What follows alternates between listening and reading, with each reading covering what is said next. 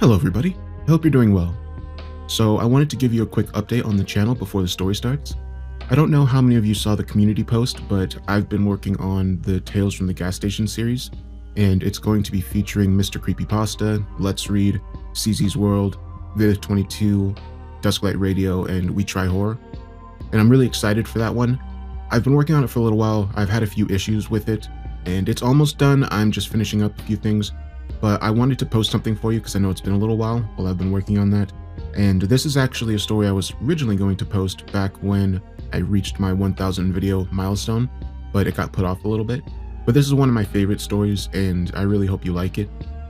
It's by Dopamine. As some of you may know, she's made amazing stories for the channel. And I'll throw up the thumbnail that I'm going to be using for Tales from the Gas Station. The artwork is original art by somebody that I commissioned. They're very talented, and I'll be sure to share their information when the video goes up. And I also made a new song for this story that I'll probably post up on the Somnia music page once that's fully ready. And the other thing I wanted to say was that I've been uploading more to the podcast on Spotify and iTunes. So if you're interested in listening to that, I will leave a link to that in the pinned comment. But yeah, other than that, I'd love to hear how all of you have been doing. I'll be in the comments like I normally am, and after the video, I'm going to bring back the thoughts section. I've been trying to do that more often, and I will let you know what I thought of this one. But with that said, enjoy the story.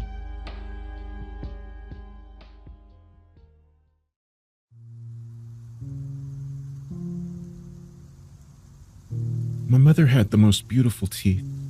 Her teeth are my first memory. I remember them long and white and bared in a ferocious grin, shining under the full moon as she told me a story. Not a fairy tale or a picture book, but my story. The story of how I'd come to her, or rather, how she'd come to me. When I was very small, too small to remember anything at all, my mother stole me from a man and took me to live in the forest. She told me not as an act of love, but as an act of revenge. Though I was desperate to know, she never told me what needed revenging. One night, I finally asked, "Why won't you tell me?" "Because you are my baby," she whispered in her low, wet voice. She stroked my face with long fingers. Her teeth glittered under the stars, rich and pale as polished ivory. "My baby will never hear, or see, or know the cruelties that haunt me." Cruelty was not the only thing my mother knew that I did not, although it was the only thing she refused to teach me. My mother tried very hard to teach me everything else she knew. Unfortunately, I was a very poor pupil indeed. My mother was a remarkable huntress. She felled elk and bear effortlessly. Sometimes she slid into the lake without so much as a ripple and returned hours later with a monstrous fish clawed in her jaws. Because hunting came so easily to her, Mother expected me to learn quickly. "Men hunt," she hissed. "They have always hunted. So shall you." But I could not hunt, not like her. My small, soft fingers were no match for her lethal claws. My clumsy little body, somehow so susceptible to both the heat and cold, trailed after her whip-like predator's form. Mother caught deer and foxes with her beautiful teeth, striking from the shadows like a snake. By contrast, my teeth could not even crush rabbit bones. I persevered, but did not improve. One night, while Mother snaked through the shadows, communing with the trees and evading the dark things prowling the night, I curled up and wept. She found me that way, weak and weeping. I covered my eyes and held my breath. I knew it was useless.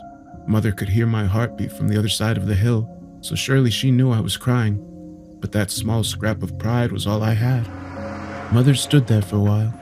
Then she crept forward and covered me with fresh leaves before lying beside me. "I will feed you, always, she whispered. because you are my baby." In addition to hunting, my mother was a phenomenal creator of shelters. Sometimes she lived within the earth, snaking through loam and tree roots like treasure-hoarding dragons of old. Sometimes she lived in the trees.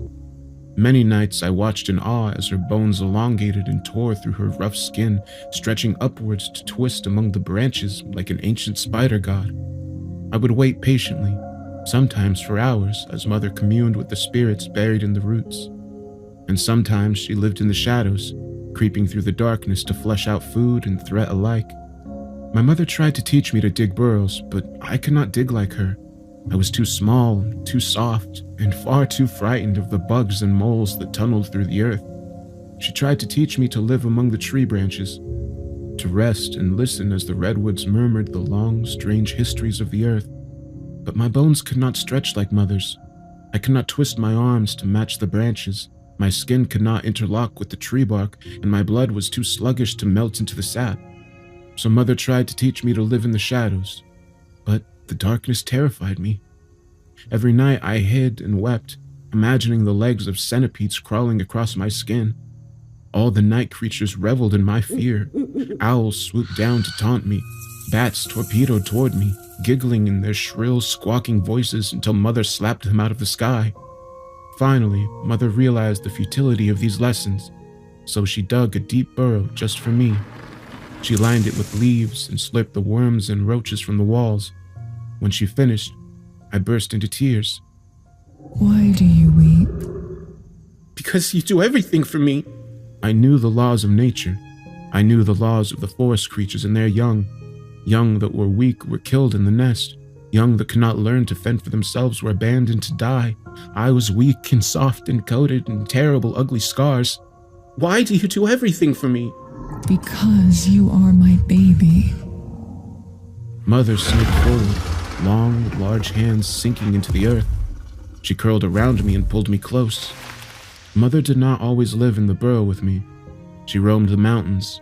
She burrowed with moles, slithered with snakes, grazed with elk, and hunted with lions, stood with trees. When I was very small, I thought she ate the forest, but it was not that simple. She protected it, and in return, it sustained her. My heart, she told me one rainy night, is the forest.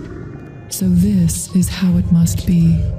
As I grew older, I developed rudimentary survival skills. I shied away from hunting big game, elk and deer, bears and boars, because I did not protect the forest. I gave it nothing, I only took. So I took as little as I could. I trapped rabbits, fished the streams, and ate the wild berries. I dared take nothing else. Once I could reliably feed myself, Mother stayed away for long stretches, hours, then days, finally weeks. I missed her terribly with a deep, panicky ache. I confronted her about it one balmy spring evening. You leave me more and more, I accused. Soon you'll leave me forever. Never, she murmured.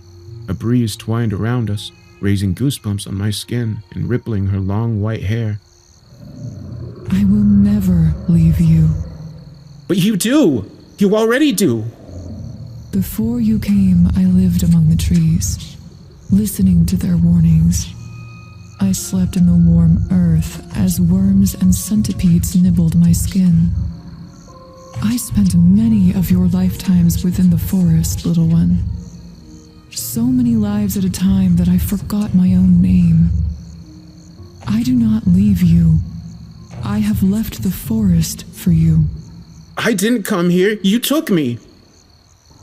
I did. So I will never leave you. When you think I've left, silence yourself and listen. Listen for me the way I listen for the trees, the animals, and the stars. If you are silent and you are sincere, you will hear me. And then she left. Fury and jealousy seared my heart like a wildfire. She insulted me, humiliated me, and after all that, she left me. Left me for the centipedes and the wolves and the stupid, chittering bats. I don't need you, I screamed. An owl hooted angrily in response. I don't need you at all. Then I ran for my burrow. As the earthen door materialized before me, nodding with flowers and wild grasses, anger swelled inside me. It possessed me.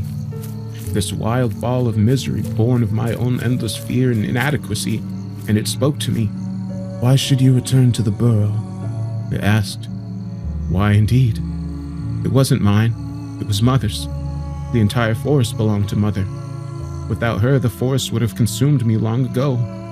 So I turned away from the burrow and kept running. I will find the end of the forest, I decided. I will leave it once and for all. I ran for days, in the process treating the forest with contempt. I stripped the trees of their leaves to make nightly beds. I threw rocks at birds and rabbits. I uprooted bushes and stripped entire groves of their berries, eating until I threw up from sheer excess. Then I ate again, not out of hunger, not out of need, but out of malice.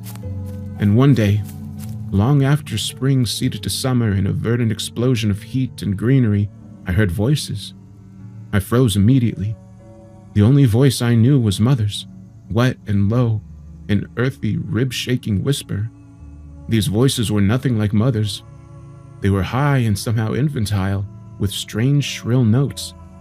These voices, they were like mine. Trembling, I dropped low and crept through the underbrush. Sun-warmed leaves brushed against my face, smooth but painfully crisp. The sun was taking its toll on them. I snaked over the ground, pretending I was Mother, slipping through the forest like an invisible snake. I reached a break in the trees and peered through. In the small clearing were 4 creatures. They had pink skin and wore heavy clothing that looked suffocating. Their hands were small and soft. Their faces were smooth and baby-like, somehow half-formed, wide-eyed and rounded, with soft noses and plump flesh. I touched my face, flat and smooth, and looked down at myself, mud-streaked, deeply tanned and marked with a hideous mass of scars, but still soft, hairless, small, weak. There was no mistaking it. These things in the woods, these overdressed, half-formed beings with small teeth and no claws and overlarge eyes, were like me. They were men. I stood up, propelled by panicky excitement, and strode forward. All at once, they froze. What the hell? One whispered. He lifted something in his arms and pointed it at me. It was long and strange to me, inorganic, not alive, with a wooden handle and a gleaming tube. Just then, I realized something. The forest was silent. A few birds chirped and sang, and a few bugs emitted their persistent drone, but the vast majority, birds, insects, trees, were silent.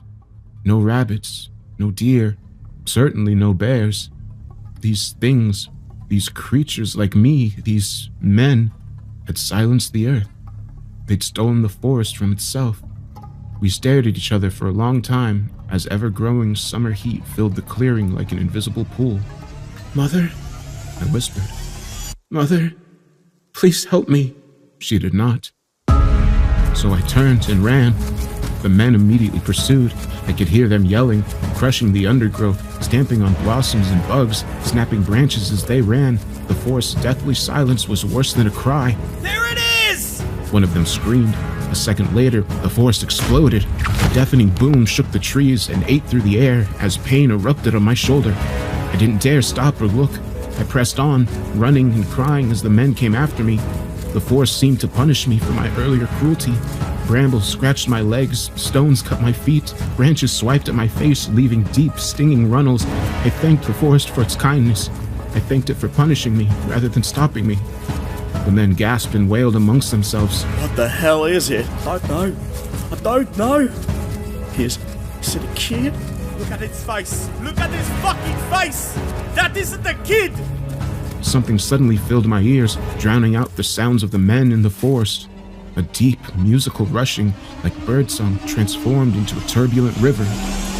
And then Mother came, erupting from the trees like a great beast of old. And that's what she was, after all. A great beast, surely a daemon of the ancient world. She pounced upon the men, batting them away with ease. She clamped one in her claws, squeezing until his head separated and went rolling across the ground. One by one, Mother caught and tore them, shredding them the way she shredded leaves from my bedding. Blood streaked the forest, turning the dirt to mud and dripping from the trees like sluggish rain. Mother dug her claws into the skull of the last survivor and cracked it open like a fruit. Blood and gray brain glistened in the sunlight. The man screamed and screamed and screamed. Mother leaned down and extended her tongue. It curled outward, pale and orange gold like sunrise on a cold, clear morning, and delicately slurped his brains, curl by curl, like so many worms from the burrow walls. By the time he stopped screaming, the forest had returned to its loud, familiar glory. Murmuring trees, singing birds, skittering insects, grazing deer. I smiled and ran to Mother. She reared up and screamed. See what you've done! Terror paralyzed me. I looked helplessly at her. Blazing eyes, contorted face runneled with earth and wildflower, sun-bleached bone and pale, spongy rot. My mother, my beautiful Damon mother, who claimed me out of revenge and raised me out of obligation, staring at me like I was a man. When you stone a bird, my heart stops. When you break a branch, my bones snap. When you selfishly strip the shrubs of their fruit, of their very birthright, my skin blisters. When you hurt the forest, my heart bleeds. I fell to my knees and hid my face. Mother rushed forward on her many limbs and wrapped long fingers around my throat. She lifted me up, dangling me over the forest floor. I killed men for you. Now more will come. They will trample. They will cut. They will burn. They will kill. They will kill the bears and the cougars and the wolves, for they will blame the predators for what I have done for you. Do you see? She shook me. The carnage below seemed to swing beneath me. A tapestry of blood-soaked earth and ruined corpses. Do you see? Yes, Mother. I see. She dropped me. I hit the ground with such force it knocked the wind out of me. Mother pulled back and busied herself with one of the corpses. I looked up, shaking. Birds watched from the trees, quick and curious and full of condemnation. I averted my eyes as tears spilled. Mother returned to me. She extended an arm and opened her hand. Upon her large palm were 4 eyes and a large, glistening heart. I stared at them blankly, then looked up at her. 4 eyes, one from each man and the heart of the one that shot you. My lip quivered. I couldn't tear my eyes away from the gore in my mother's hand. A heart and eyes, raw and plump, alive just minutes ago. Eat. Mother, please. Are you of me, or are you of man? The forest became painfully silent. The animals, the trees, the insects, all waiting with bated breath. I am of you, Mother. I plucked the first eye from her palm. It was round and curiously firm, with a sort of firm, watery texture I associated with half-rotted fruits. The pink, wormy optic nerve dangled. For a terrible moment, I thought I would vomit. And then I raised it to my lip and bit in. The eyes were awful. The heart was even worse, thick and almost impossible to chew. Mother had to tear it for me, slicing it into manageable pieces with her beautiful teeth. When I finished, Mother picked me up, holding me tightly, streaked back to the burrow as night fell. That night I became ill. I shook and shivered and hallucinated for days. My mind bled with images of dangling eyes and glistening hearts and skulls cracked apart like pomegranates. Mother lay with me all the while, soothing me with ancient songs like birdsong turned to rivers, and cooling me with her damp, earthy breath. Finally, the fever broke. I sat up, gasping as the last vestiges of my nightmare drifted away. Mother sat across the burrow, hunched over tiredly. You are well. I am glad, for I must leave. I blinked. Why? Men. But you killed them. There are more. They creep into the forest searching for their dead brethren. They are cutting the trees and crushing the flowers and killing the bears, my little one. If I don't stop them, they will even come for you. I have to stop them. My heart is the forest, and so are you. I must protect both. A lump rose in my throat. Shame like I'd never known enveloped me. I'm so sorry. You are my baby. Babies must learn. By learning, they grow. Mother, am I truly of man? Mother closed her eyes for a long time. She did not speak. Then she drew a deep breath. I took you from a cruel man. Listen. I listened, enraptured and horrified as she spun her sorry tale. Mother was once a young, beautiful human woman. Mother was alone in the world. She had no family or friends. She once had a family, but they harmed her greatly, so she ran away. She lived in the forest, in a small, ragged tent. She ate wild berries, fished the lake, and boiled water to drink. Laws are strange things. Though Mother hurt nothing and no one, She was breaking the law by living in the forest.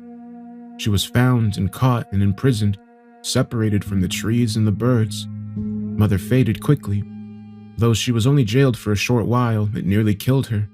The day she was released was the best day of her life, or so she thought. No sooner had Mother gathered her meager belongings and exited the jail than a guard came up beside her. Where are you headed to? I'll take you wherever you want to go. Take me back to the forest. Mother was ecstatic. The guard obliged, driving her towards the woods, except he stopped too soon. He stopped at a house. His house, it turned out. The guard was a terrible man. He trapped her, hurt her, tortured her, abused her in every way. He cut her open, he burned her, he snapped her bones, and he put a baby in her. Mother was so broken that he missed all the signs of impending childbirth. When I came, Mother died. He dumped me in a vat of acid Mother told me. and scattered my liquid remains among the trees. But then, I heard you. Mother smiled faintly. Crumbles of dirt and root fell from her face. I heard your cry, your need for me. I do not understand what Mother said next. It is difficult to translate, but the closest I can come to is this. Everyone sings a song to those they love. Most aren't able to hear these words. If you can't hear, it can't help you. But if you can hear it, a song is the most powerful thing in the world. It kills, it calls, it consumes, it destroys, it strengthens, and sometimes it resurrects. When I reformed and breathed again, I stole you from your father.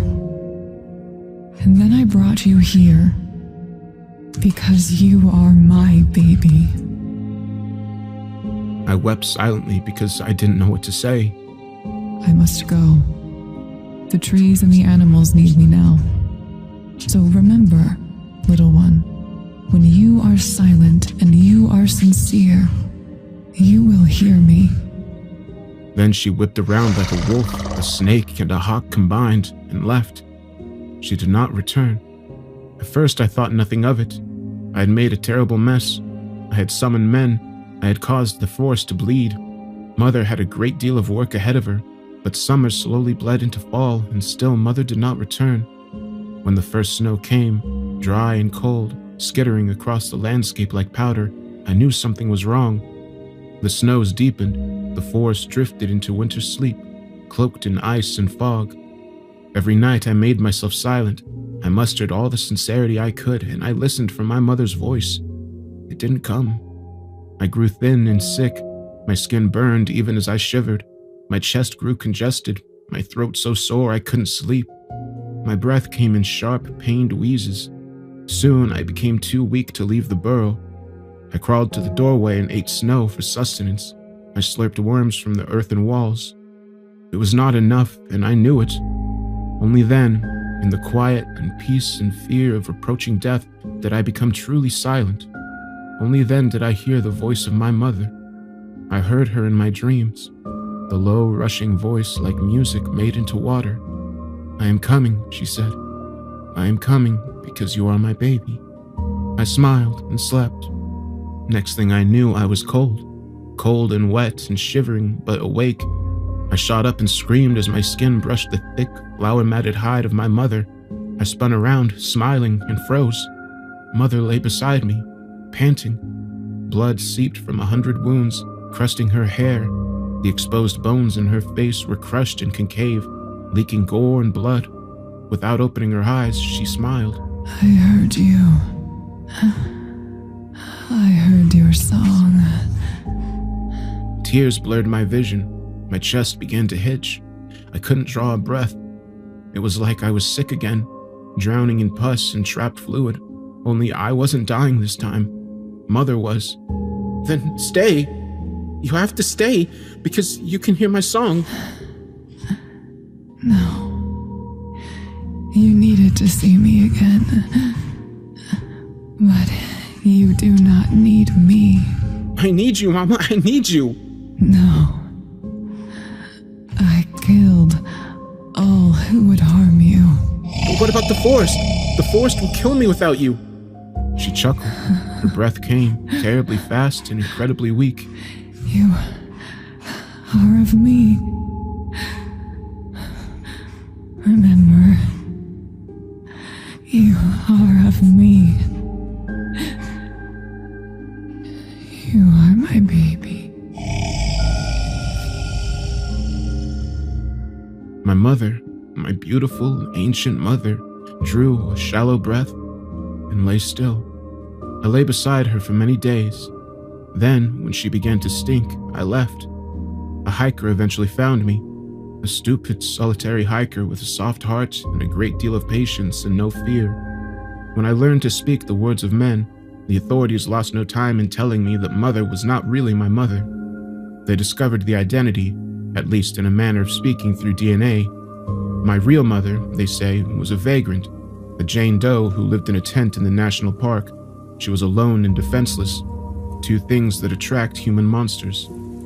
After a brief stint in jail for loitering, my mother ended up kidnapped, imprisoned, and tortured by an as-of-yet unidentified assailant who eventually tried, unsuccessfully, to dissolve her in acid. They think he attempted to dissolve my body too. That's why I'm covered in scars. It is why I frightened those hunters so long ago. The acid burn marks make me look like a monster to men. Since my real mother apparently died long ago, they decided that mother, whoever she was nothing but a crazy, homeless child abuser. But I know better. Even so, I adapted. I had no choice. I am of my mother, but I live among men. That's what animals do. Their young learn, grow, and adapt. If they don't, they die. But I am not adapting anymore. At least, I am not adapting to live among men. My mouth is changing in ways that are terrible to people, but wonderful to me. It's my teeth, you see. I am growing my mother's beautiful teeth. Looking at my teeth in the mirror was frightening and electrifying. Joy and terror ran through my veins in equal measure. It had to mean something. So I fell silent. I became sincere. I listened. And I heard. I heard the voice of my mother, low and rushing, like birdsong turned into a wild river. She tells me I do not belong with men, because I am her heart, and her heart is the forest. She tells me I must return. She tells me she is waiting for me, because I am her baby.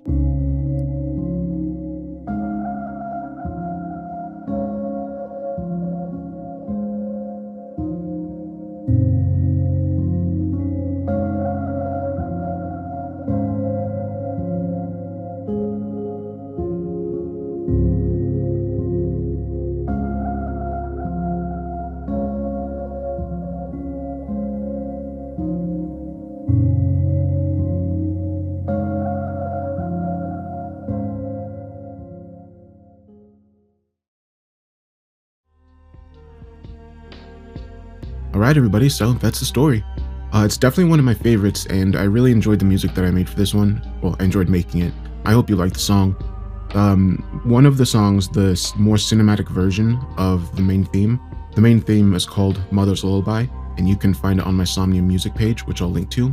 But there's a more cinematic version of that in the plays about halfway through when, you know, he sees the hunters and whatnot, that I never uploaded. So I will be uploading that one also, if you're interested in hearing it. But yeah, I really love this story. I love the forest ones, and I love the melancholiness to it. One change that I made in this newer version of the story is when the mother passes away, I used the song Mourning that I made when my own mother passed away. It's dedicated to my mom. So it was fun to be able to include that in this story. Another thing I like about the story is how it goes from like kind of like a dark forest story to like very real life horror towards the end there when you learn the backstory of the mother.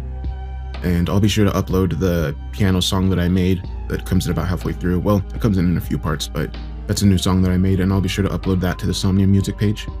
And also, when making the sound design for this one, I tried to incorporate a lot of different sounds for the mother, different types of animals, like kind of combined into one, so I hope that came across well. And I just hope all the sound effects weren't too loud at some points. I was trying to do a lot on some certain moments, but I was worried that it might be a little too loud. So be sure to let me know what you thought and if it came across well. Like when she's attacking the hunters, there's parts where I made this sound of like, you know, the heavy footsteps of her like running to each person and whatnot, but it's really bassy. So I'm hoping it's not too bassy, but we'll see. But I'd love to know what you thought of the story. Please feel free to leave a comment and I'll be there to reply. But with that said, I'm really looking forward to getting Tales from the Gas Station out. I'm going to work on it over the weekend to try to get it finished for next week. And I'll keep you all updated. Have a good weekend.